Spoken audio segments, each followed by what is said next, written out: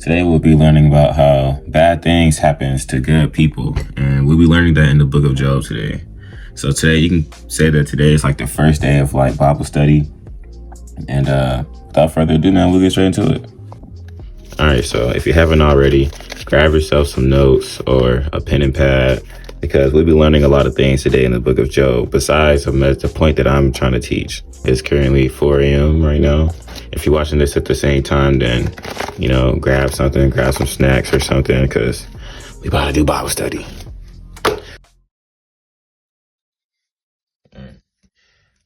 Job, prologue. In the land of Uz, there lived a man whose name was Job. This man was blameless and upright. He feared God and shunned evil. He had 7 sons and 3 daughters. He owned 7,000 sheep, 3,000 camels, and 500 yoke of oxen, and 500 donkeys, and he had a large number of servants. Dang, that boy was balling. Boy, Job was balling. He was the greatest man among all the people of the East. His sons used to take turns holding feasts in their homes, and they would invite their 3 sisters to eat and drink with them.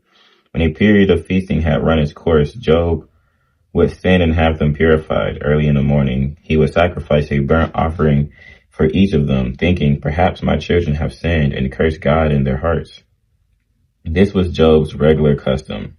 Job's first test. One day, the angels came to present themselves before the Lord, and Satan also came with them. The Lord said to Satan, so this is still part of like the first chapter. But the Lord said to Satan, Where have you come from? Satan answered the Lord, from roaming the earth and going back and forth in it. Then the Lord said to Satan, have you considered my servant Job? There is no one on earth like him. He is blameless and upright, a man who fears God and shuns evil. Does Job fear God? Nothing. I wrote that so wrong. Does Job fear God for nothing? Satan replied, have you not put a hedge around him and his household and everything he has? You have blessed the work of his hands, so that his flocks and herds are spread throughout the land. That kind of rhymes. But stretch out your hand and strike everything he has, and he will surely curse you to your face. So right here, angels have presented themselves to the Lord, and Satan was there with them. I don't know how Satan presented himself to God, but we'll learn it. We might learn it if we keep reading. But yeah, he presented himself to God, and they're talking about Job right now. The guy's asking, have you tried my servant Job? He's completely upright. And Satan is saying the only reason why he is upright is because you've blessed him so much. But where do we leave off? Okay, so he's saying, but stretch out your hand and strike everything he has. He will surely curse you to your face. The Lord said to Satan, very well then, everything he has is in your hands. But on the man himself, do not lay a finger.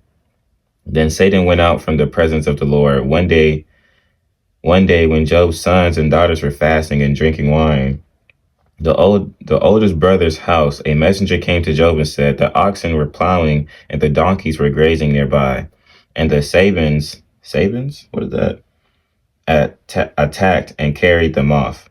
Oh, so Sabins are like the people, they're people who attacked. And they carried all of his oxen and all of that off, all of his animals. They put the servants to the sword, and I am the only one who escaped to tell you. While he was still speaking, another messenger came and said, the fire of God fell from the sky and burned the sheep from the servants. Dang. And I am the only one who has escaped to tell you. Well, that's crazy. While he was still speaking, another messenger came and said, the Chaldeans Chaldeans. I don't know what that word is, but I'm pretty sure it's like some other people who attacked them as well. The Chaldeans formed 3 raiding parties and swept down on your camels and carried them off. They put the servants to the sword, and I am the only one who escaped to tell you. While he was still speaking, yet another messenger came and said, your sons and daughters were feasting and drinking wine at the oldest brother's house. And suddenly a mighty wind swept from the desert and struck the 4 corners of the house. It collapsed on them, and they are all dead. Man. And I'm the only one who has escaped to tell you. At this, Job tore off his robe, shaved his head, and then he fell to the ground and said, naked I came from my mother's womb, and naked I will depart. The Lord gave, and the Lord has taken away. May the name of the Lord be praised. And all this, Job did not sin by charging God with wrongdoing. So basically right now, Satan is trying to throw everything that he has at Job. Everything except for taking his life.